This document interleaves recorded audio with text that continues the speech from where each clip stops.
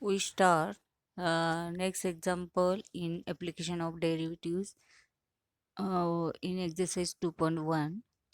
A spherical soap bubble is expanding so that its radius is increasing at the rate of 0.02 centimeter per second. At what rate is the surface area is increasing when its radius is 5 centimeter? Answer बघा काय काय दिले. Spherical soap bubble is expanding so that its radius is increasing at the rate of 0.02 centimeter per second.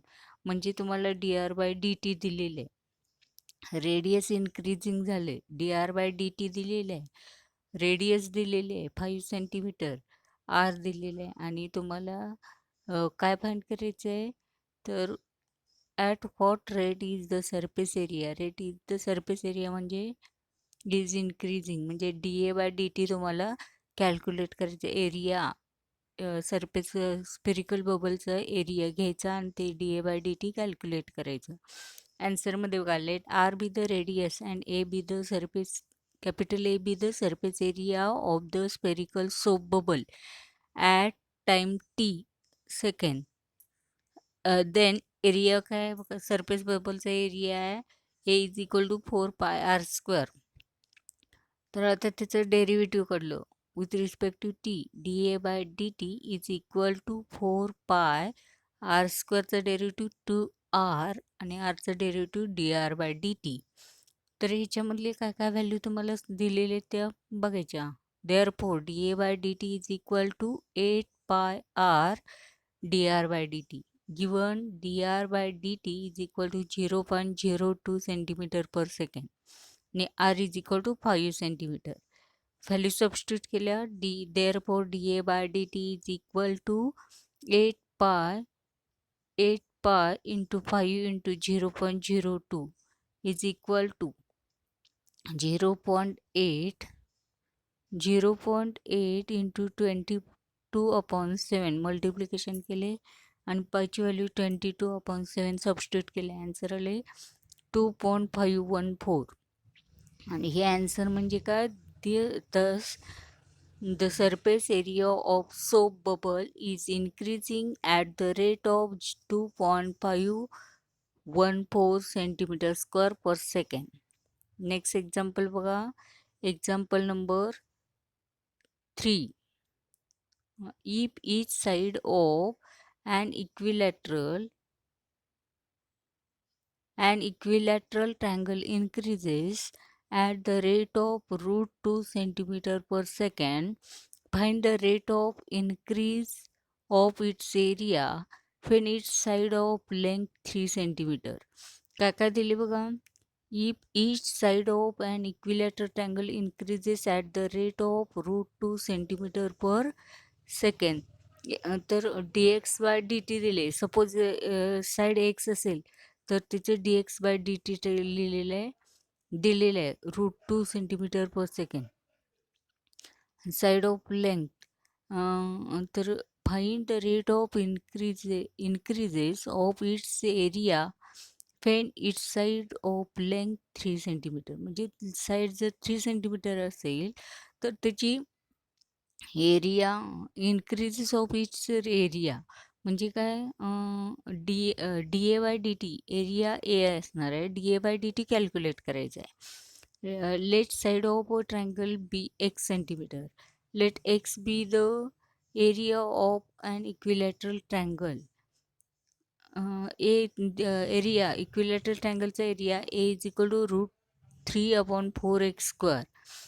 मग त्याचं derivative काढलं with respect to T. D A by D T is equal to √3/4. एक्सचं derivative 2x आणि एक्सचं derivative D X by D T.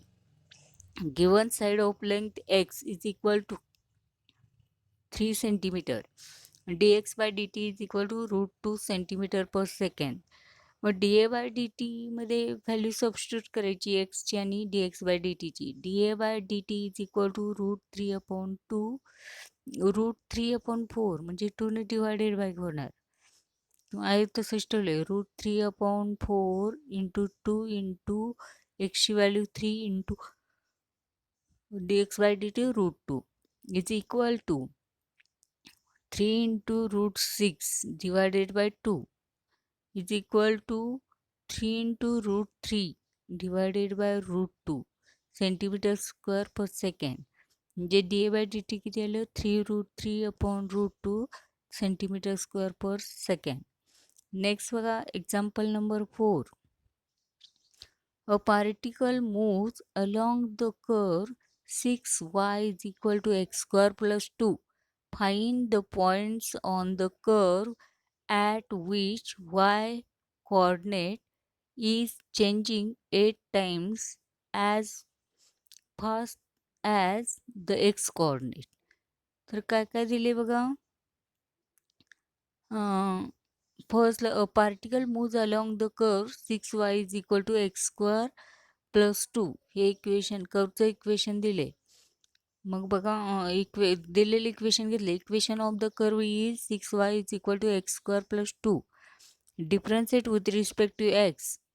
Derivative काढलं with respect to differentiate with respect to T, time टीला कडेच. म्हणजे derivative काढलं 6 dy/dt is equal to 3x² x³ आहे x³ 3x² एक्सचं derivative dx/dt. बघा कर्व कुठल्या पॉईंटला आहे. Let x1 y1 be the point at which the y coordinate is changing 8 times as fast as the x coordinate. y coordinate बघा dy/dt at point x1 y1 is equal to 8 times dx/dt x1 y1. Equation second. Since x1 y1 lies on the curve, कर्ववर असल्यामुळं त्याची value 6y1 is equal to x1³ plus 2. Also 6 dy upon dt x1 y1 is equal to 3x1 square dx/dt x1 y1. Equation 4. Therefore 6 into dy/dt ची value काय आहे? तर 8 times dx/dt x1 y1 is equal to 3x1 square dx/dt at point x1 y1. आता value बघा काय काय देते. 3x1 square 3 dx/dt at point x1 y1 दोन्हीकडचं कॅन्सल झालं. 3x1 square is equal to 48. तर x1 स्क्वेअर आलं 16. तर x1 ची व्हॅल्यू आली ±4. तर ते एका इक्वेशनमध्ये सबस्टिट्यूट केली from 1. 6y1 is equal to 4³ plus 2. 4³ म्हणजे 64 प्लस 2 म्हणजे 6y1 is equal to 66. 6y1 is equal to 66 means y1 is equal to 11. एक्सची व्हॅल्यू x1 ची व्हॅल्यू 4 असेल तर y1 ची व्हॅल्यू 11 आली. x1 ची व्हॅल्यू -4 असेल तर 6y1 is equal to -4³ plus 2 is equal to -64 plus 2 is equal to -62. तर y1 is equal to -62/6 is equal to -33/3 y1 ची व्हॅल्यू आली. Hence the require points are 2 point आले. एक आलं x1 ची व्हॅल्यू 4 असेल तर y1 ची व्हॅल्यू 11 म्हणून 4 11 आणि दुसरं आलं x1 ची व्हॅल्यू -4 असेल तर y1 ची value -31/3. Example number 5. A man of height 1.5 meters walks towards a lamp post of height 4.5 meters at the rate of 3/4 meter per second. Find the rate at which his shadow is shortening first and second the tip of the shadow is moving. काय सांगितले? A man of height 1.5 metre walks towards a lamp. तर post of height 4.5 metres at the rate of 3/4 metre per second. काय दिले बघा. ए ओ लॅम्पपोस्ट आहे आणि M N man आहे. तर त्याची शॅडो पडणार ती बी पर्यंत पडणार आहे आणि ती काय येणार आहे बघा.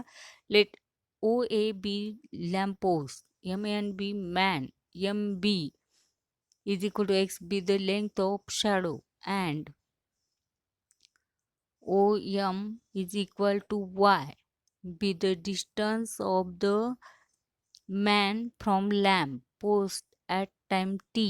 Given that man is moving away from the lamp post at rate of 3 upon 4 meter per second, x and y are function of t. Hence, dy by dt is equal to 3 upon 4 meter per second. The rate at which shadow is lengthening is equal to dx by dt. B is the top of the shadow and it is a distance of x plus y from the post. X divided by 1 upon 5 is equal to x plus y divided by 4 upon 4.5.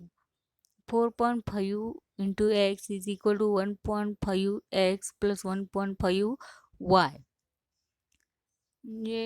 3x is equal to 3x is equal to 1.5 y. तर x ची value आली 0.5 y. x is equal to 0.5 y differentiate with respect to t. dx by dt is equal to 1 upon 2 dy by dt. 1.5 is written as 1 upon 2 is equal to 1 upon 2 dy by dt ची value आहे 3 upon 4 म्हणजे answer आलं 3 upon 8 metre per second.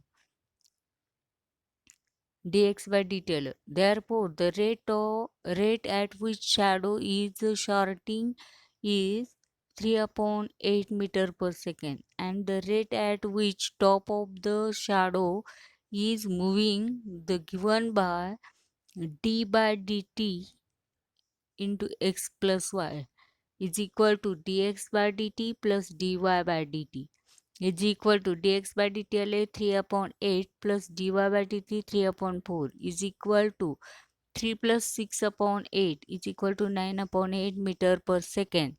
Therefore, the tip of the shadow is moving is 9 upon 8 meter per second. Example number 6. Example number 6 बघा. If water is poured into inverted hollow cone whose semi-vertical angle is 30 degree so that its depth measured along the axis increases at the rate of 1 centimeter per second. Find the rate at which the volume of water increasing when the depth is 2 centimeter. मग काय काय दिले. Given dh by dt 1 centimeter per second. काय दिले. Rate of in depth increases at the rate of 1 centimeter per second म्हणजे dh by dt दिले 1 centimeter per second. तुम्हाला काय कॅल्क्युलेट करायचं आहे. Find the rate at which the volume of water increases when depth म्हणजे dv by dt calculate करायचं आहे. Height दिलं डेप्थ इज 2 सेंटीमीटर याची इज इक्वल टू 2 सेंटीमीटर दिले आणि त्याच्यातला अँगल दिलाय कोणचा तो theta is equal to 30 degree म्हणजे टॅन 30 इज इक्वल टू. आता बघा हाईट एच इकडं रेडियस आर तर अँगल 30 आहे तर टॅन 30 काय येणार R upon H is equal to 1 upon √3 is equal to R upon H. तर एचची व्हॅल्यू काय आली √3 आर आणि आरची व्हॅल्यू आली एच अपॉन √3. दोन्हींची व्हॅल्यू कॅल्क्युलेट केल्या. Volume of cone is V. Volume of कोनचे फॉर्म्युला आहे V is equal to pi by 3 R square H is equal to pi by 3 आरची व्हॅल्यू सबस्टिट्यूट केली H root 3 bracket square into H पाय H cube divided by 9. 3 into 3 9 divided by 9. Next बघा v is equal to pi upon 9 h cube. Differentiate with respect to t.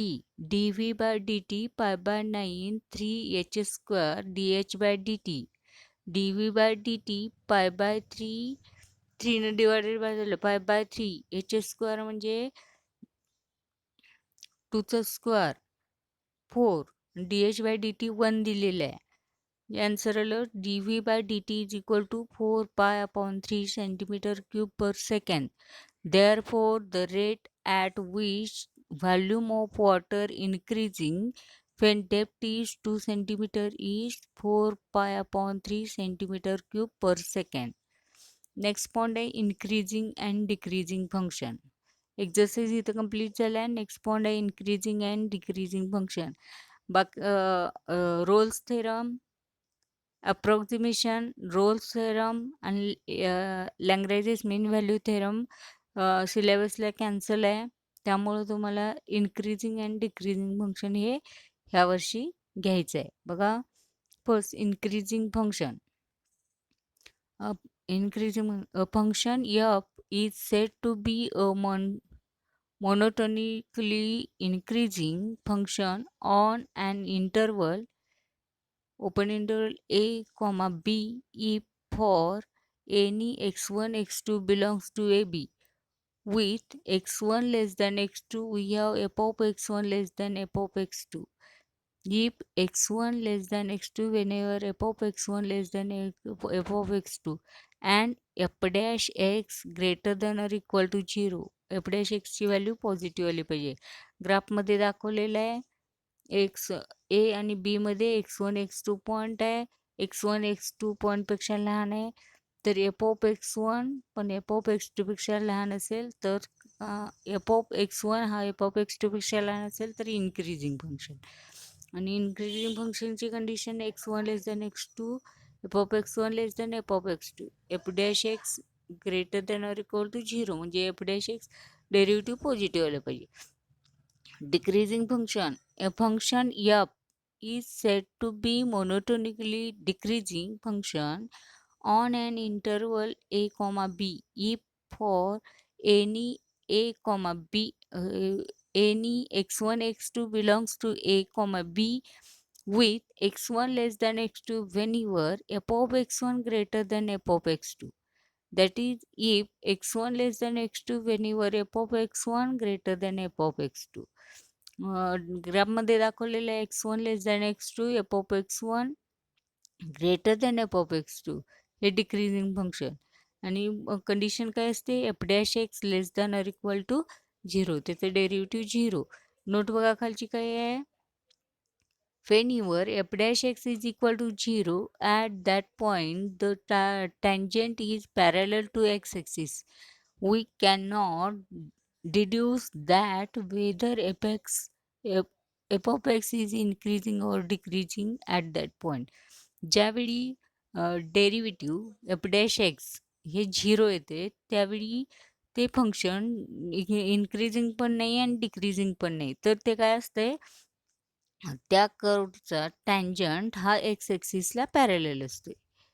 X ॲक्सिसला parallel असतोय.